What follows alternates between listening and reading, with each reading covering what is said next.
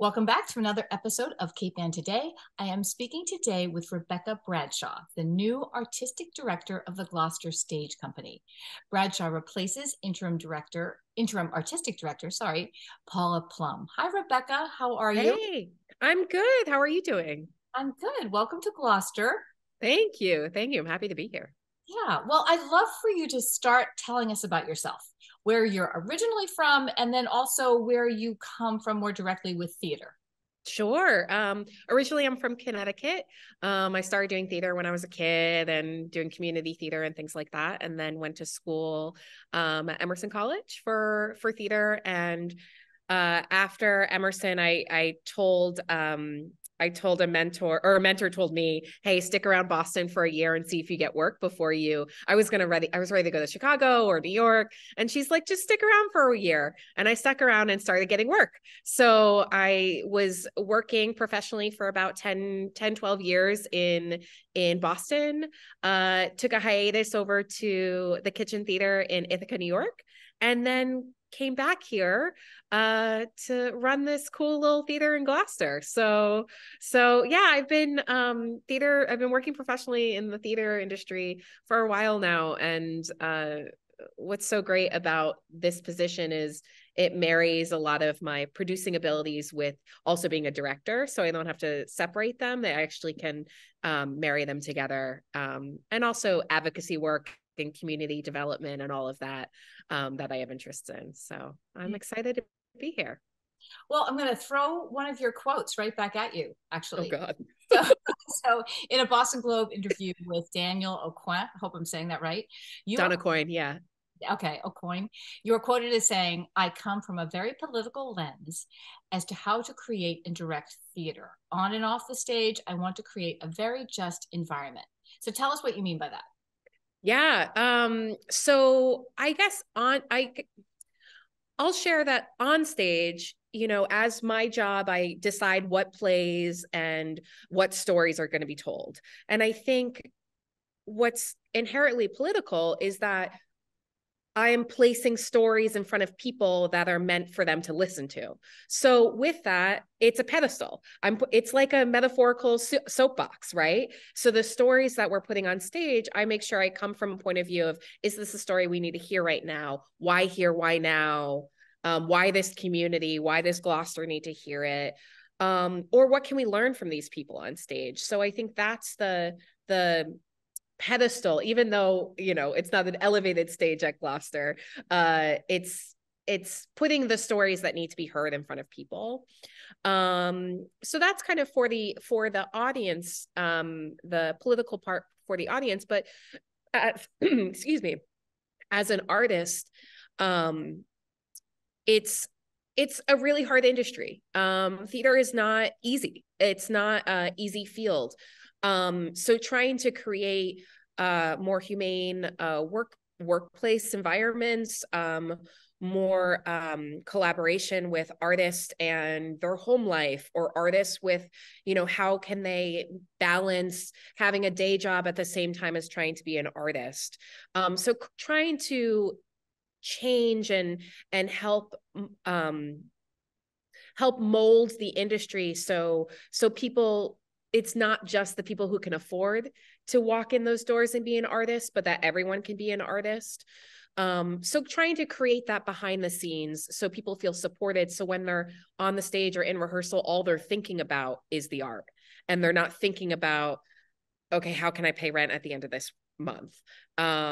Or how can we support them with a little bit of a childcare stipend? Or how can we support them with making sure they have a vehicle during rehearsals, things like that. So it doesn't feel like we're asking them to do a ton in order to even have a job. Those little things go a really long way. They do. And you see it in the rehearsal room too. So if an artist feels supported, emotionally, feeling excited about the work because it's, connecting with their own advocacy or their own activism, then it creates that like palpable excitement in the rehearsal room where people really want to collaborate for a greater good. So yeah. give me an example of work you've done recently before Gloucester that sort of addressed the why here, why now question? Yeah, I think it's a great question. Let me think. I just in the last year or so, I directed a play called Hurricane Diane by Madeline George. It was done at the Huntington a couple years before that, and I did it at the Kitchen. And it's a play about relationships and communication between women, but it's also a climate change play. So it has that layer. It has comedy and it has comedy and really fun antics, but then there's a underbelly of climate change and how we really need to be thinking about every square foot around us and how we can better the world. So having those plays where, you hook someone in with comedy, you hook someone in with laughing at these people or getting really connected with the family or the identities on stage. And then you walk away actually with a harder hitting subject underneath that.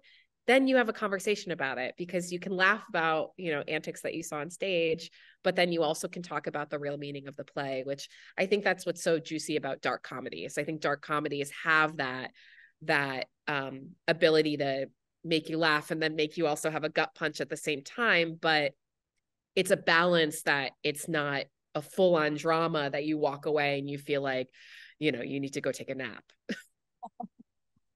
So what does it mean for you to come to Gloucester, sort of personally and professionally? Yeah, Gloucester, the city of Gloucester. Yeah, it's a great question. So having kind of built my professional career in Boston, I'm really familiar with the area and the artists around here. I did a ton of casting and casting work, as well as bringing in local talent at the Huntington when I was there. I was there for 8 seasons, and I did a lot of trying to building off of the previous producer there, building off of her efforts, but then also expanding them and seeing who we're missing and what are the talent that, they graduate from these great universities and they go to another city. There's actually work in this region. So regionally, I feel like I know the region really well artistically. But, geographically, I feel like I'm on vacation here. It's a beautiful location. And I'm really excited to meet the people here. I've met a bunch of people so far, but it's really going to show when, people come into the shows and I'm in the lobby and we can just kind of chat about, what's happening in the community. I'm really excited about that part. I like small communities. I think it makes the art even closer to them because it feels like there's a level of deep connection. People have been coming here for 44 years. So I'm excited to hear about what their favorite plays are, what their least favorite plays are, what they want to see, and how we can grow this space. I think there's a ton of potential at Gloucester Stage to really, every theater company right now is digging out of the pandemic still. We're still digging out. We're still trying, at the same time as digging out financially from that, we're also trying to create more humane practices, which cost more money. So we're trying to do those things at the same time. So I'm really hoping that we get the audience even more connected with the mission of what we do and what we're creating. So it's not just coming to see a play, but you have a whole experience. You come and you have a drink. It becomes a social experience that we've been so missing and been wanting and been flocking to bars or concerts to just be around people. And I'm hoping that this can be another space for people to join and commune before and after the show. And also for conversation. I think it's been so tricky during this pandemic. People have been creating beautiful entertainment systems in their own homes. So how do you get them off the couch to be here?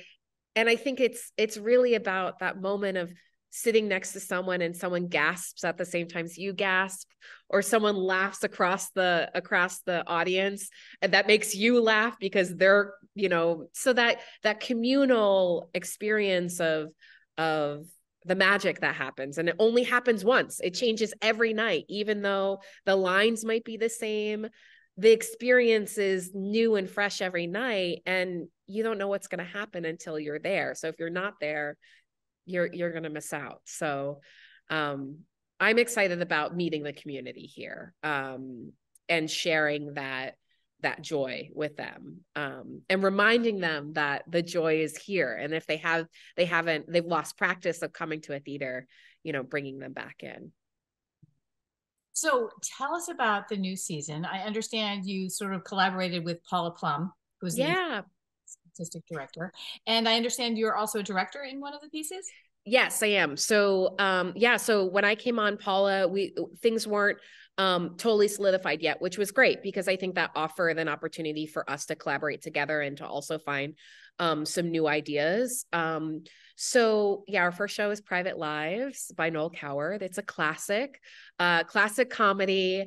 It's going to be directed by Diego Arcenegas, who actually, when I was chatting with him, he's been teaching this play. He's a professor at Wellesley College, as well as an actor and a really great director. And he's been teaching this play, so he knows it and he wants to add a new, fresh take on it. So I'm not going to give too much away, but we might be changing the period a little bit to kind of update it just a little bit to shine a new light on it. But also he's bringing this whole other take on it, that it's not going to be the normal Private Lives that you're seeing. It will still be the same play, but there'll be a undercurrent underneath it that I think will feel really exciting. So that's our first play. Our second play is a play that won, or was a Pulitzer finalist in 2021, Zora Howard's play Stew. And this play is about a multi-generational Black family and all of the women in the family. So it's a grandmother, a daughter, a sister, and one of the daughter's children. And the four of them are making a stew for a special event. And as you know, in a kitchen is usually when all the antics and the gossip and all of the arguments happen. So I think you'll fall in love. These women are hilarious. You'll fall in love with these women. But this is that play that has an undercurrent of something really real that's happening outside their door. And kind of keeping you on edge of what the stew is for, and what is the bigger picture kind of happening around their security of their home, and the modern, that modern day issues of what it means to be Black in a city, and what it means, how is it different for other people. And I think this community will learn something from it, but also, see something of themselves because it's, at the end of the day, it's a family story. So it has some beautiful connective tissue to it. The third play is the play that I'm directing. It's called The Ding Dongs by Brenda Withers. Brenda's a playwright in Cape Cod. She's based in Cape Cod in New York City. I met her through a Huntington program called the Huntington Playwriting Fellows Program. And we had been collaborating on I produced a couple different readings for her. And this play has always been kind of in the back of my, it's always been on the back burner. I'm like, that play is so good. Pretty much the premise of it is two people show up on someone's doorstep in suburbia and ring the door and pretty much say, hey, we used to live here. We want to come in. We haven't seen the place in forever. We'd love to see how it looks. I used to live here. This is where I used to, this is where I fell and broke my tooth. Like all of these things, and these stories start happening. And the guy on the other side of the door is a little suspicious. They seem a little too cheery, a little odd. And he doesn't really want them to come in, but then he lets them come in, and we'll just say they don't want to leave.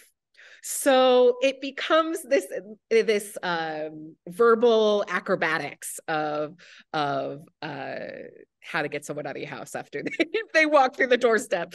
Or they walk over the threshold. So it's hilarious, and it keeps you on your toes. And the other thing is we're putting the space in the round. So it hasn't been done in a while at Gloucester. So we'll add a fourth section of seats to create even more of a fly in the wall kind of experience for the play. I had produced this at the Kitchen last year, and it was a people came back multiple times to see it from different angles, and also because it's a mystery too, things happen very fast. So people came back, and the second time they saw it, they're like, it's a completely different play. So it would be great if we have a similar experience this summer, I'm hoping for. Nice guest to create some drama, right? I know. It's wild. It turns in a way that you're like, oh my gosh. So, and it's a real whodunit. It's really great. And then the last show of our main season is a new play commission that Chris Griffith, our managing director, and Paul Plum, the interim artistic director, had been working on with a local playwright, John Minigan. So he's commissioned to write a play about the tall tales of Gloucester's history.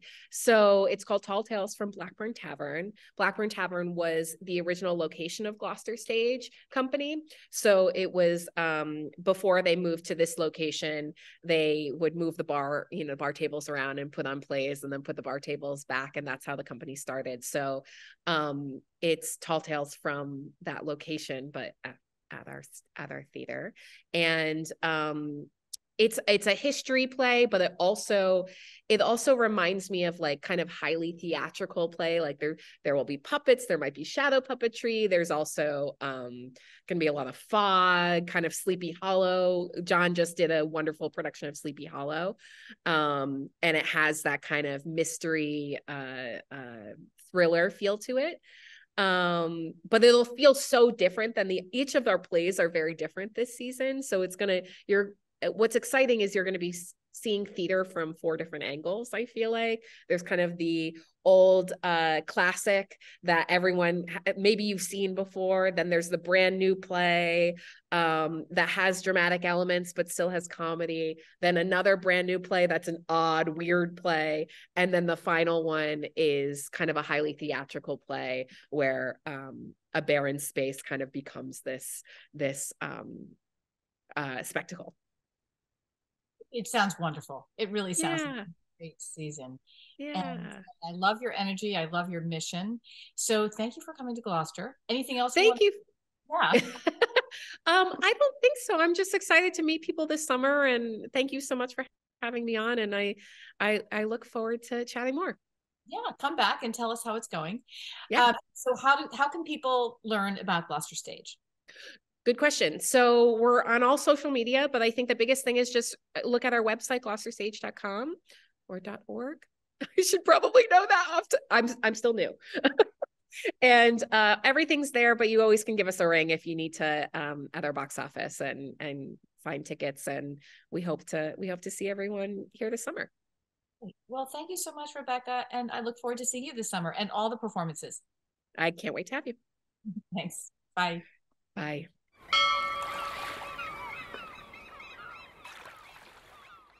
Interested in a sponsorship? Email sponsor@1623studios.org to learn more.